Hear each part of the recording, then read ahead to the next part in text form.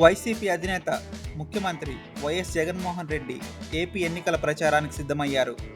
ఈ నెల 27వ తేదీ నుంచి ఆయన బస్సులో ప్రచార యాత్రను ప్రారంభించనున్నారు. ఈ ప్రచారానికి మేమంతా సిద్ధం అనే పేరు పెట్టారు. ఈ మేరకు వైసీపీ నాయకులు ఈరోజు మీడియాకి తెలిపారు.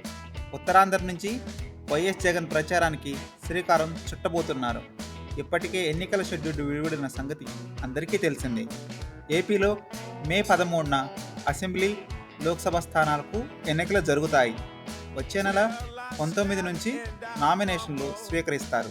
ఎన్నికలకు ఇంకా 50 రోజులకు పైగా సమయం ఉన్నప్పటికీ రోజులు శరవేగంగా దూసుకొస్తున్నాయి. దీంతో రాజకీయ నాయకులకు ప్రతి నిమిషం కూడా చాలా విలువైంది. ఎన్నికల సమరానికి ఎలా సిద్ధం కావాలో జగన్ అండ్ కోకు బాగా తెలుసు.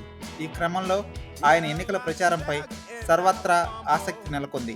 ప్రచారంలో ఏం చెప్పబోతున్నారో అన్న ఉత్కంఠ నెలకొంటున్నది. ఈ బస్సు యాత్రను ఇచ్చాపురం నుంచి ప్రారంభించి ఇడుపులపాయలో ముగించనున్నారు.